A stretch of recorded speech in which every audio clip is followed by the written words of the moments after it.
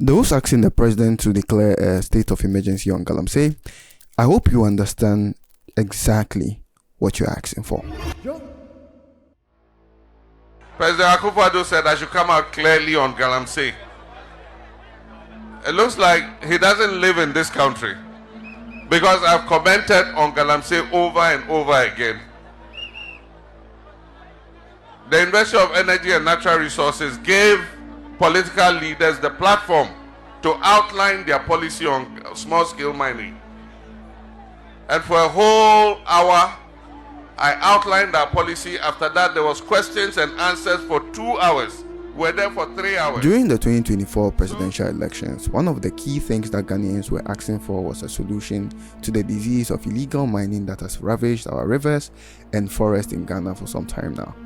It is something we had ignored for some time, but thanks to people like Belamundi, we became more aware of the situation and how dire it had gotten.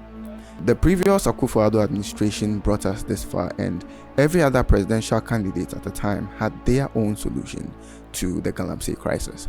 John Dramani Mahama at the time said he would declare a national state of emergency if he comes into power, as he thought that was the dire thing that Ghanaians needed at the time. Ghanaians said, cool, and gave him a massive mandate. We are 9 months into his administration, and so far, nothing. Ghanaians started asking questions. So at the recent media engagement that he held, he was asked a question as to what happened to his fight on Galamsey, and this is what he said. Gold mining or Galamsey was going to be an event. Definitely, there's no magic wand. Eating so much over the last 8 years that it's going to take a lot of work to be able to overcome it. And I didn't expect that in 18 months we would declare victory in the fight. As the livelihoods of about 4 million Ghanaians is on small-scale mining. And so it's going to be a process. It's not going to be an event. Implementing a state of emergency might sound nice, but it should be the last extreme, the last resort. So for now, let's exercise all the powers we have. And if it becomes necessary for a state of emergency, then we'll look at it. It means we have to go to Parliament. The president can't just declare a state of emergency without, going to Parliament, because there's a limit to how long you can maintain that state of emergency.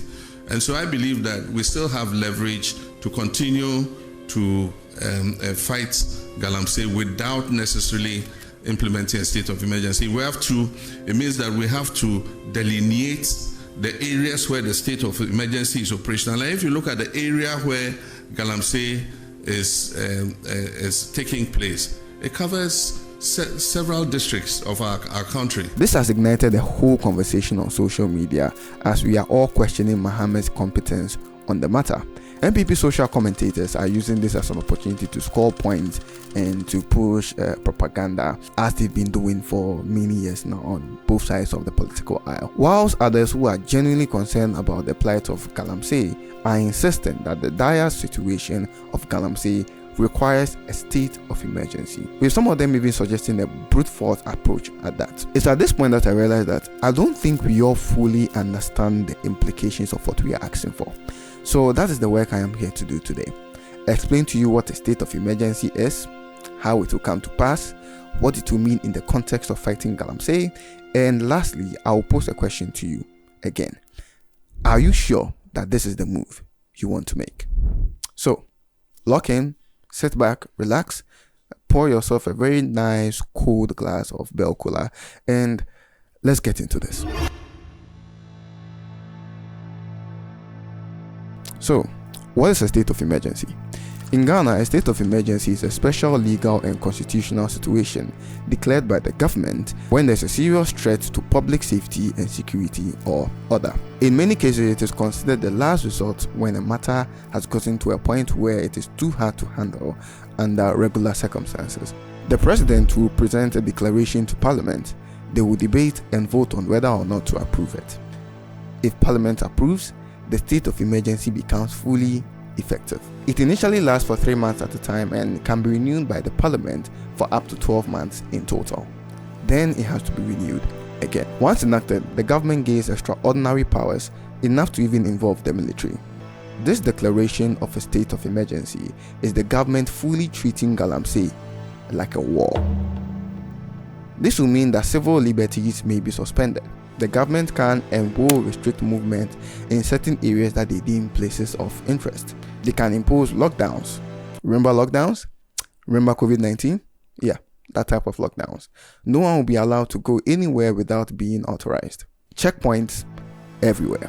Curfews and travel bans will be put into effect. Essentially, no one can go anywhere without express permission. Security forces, including the armed forces, will be deployed in areas to enforce the law with enhanced powers to carry out swoops and operations in the area. I must correct this thing that I said on Twitter though, that the military will be given kill on-site orders. This is false and misinformation. I think I mistaken martial law with a state of emergency. However, if they encounter armed resistance whilst carrying out sweeps in Galamsey mining sites, which in the past they may have to use force with extreme prejudice. Now, here's where you have to pay attention. The Galamsey mining operations normally comprise of three kinds of people. The first group I'll talk about towards the end of the video. The second kind are the foremen. They direct operations on the sites, where to look, how to mine, what method to use at certain points of the mining process. Then there's the last kind of people, the actual miners, the people in the deep trenches, digging, washing, doing the hard work. These comprises of all types of people from all walks of life, from expats originating from China and Ivory Coast to regular Ghanaians just like you and I. A lot of these people have proven to be hostile in the past. After all, you are threatening their livelihood. So if the military goes into these sites and meets resistance, like I said before, they may respond with force. All of the things I've said will lead to a melting point. Whole towns will feel and look like war zones or prisons. People will complain that the government is oppressing them and restricting their human rights. I mean, take a look at these women. They were attacking journalists and police because of a raid that was taken on their town, just because Galamsey operations were happening there. So imagine full lockdowns. Imagine operations where men who would be their husbands, sons, brothers and fathers would be arrested or even gunned down when the need arises. Now, would this solve Galamsey? In a way, yes. This radical approach will certainly discourage people from engaging in the activity, and those already involved will be dealt with in one way or the other. Now, some will definitely find a way around these measures, but mostly Galamsey will be hard to find, and our water bodies will start the healing process. But I want us to understand exactly what we are asking for before we decide that we want it. Before the process starts, and then some of you might want to eat back your words because you don't like what you see. When a state of emergency is declared, that's the point of no return. When the things I have described start happening, there's no coming back from that. And the reality is, it's gonna make this man and everyone else who agreed on a state of emergency look very unpopular. That's the price we have to pay. And that's why he said this.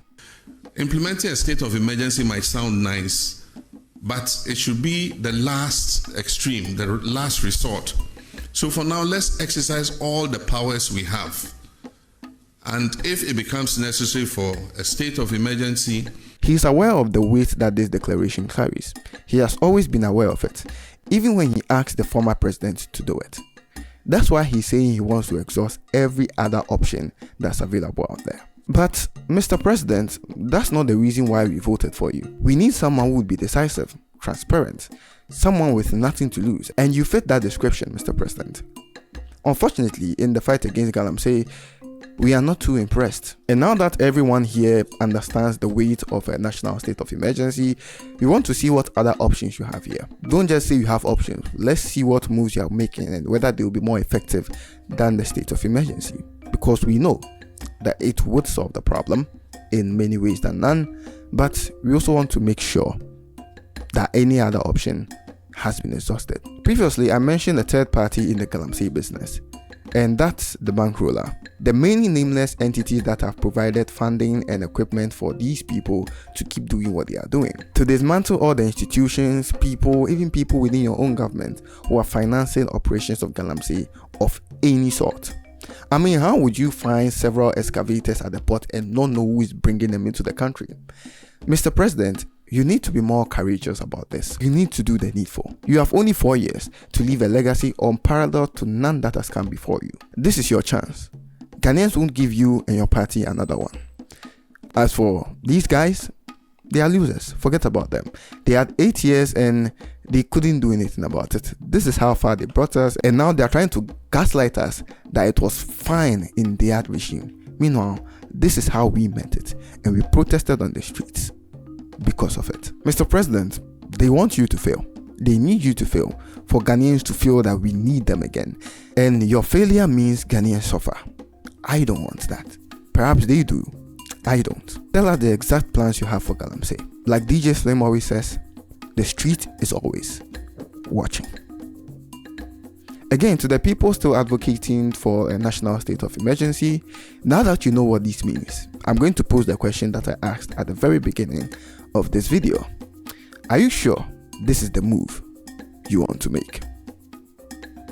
Thanks for watching this video. Slap the like button if you enjoyed it and learned something from it. Subscribe if you haven't, and if you're someone who likes Galamsey. You are a mumu.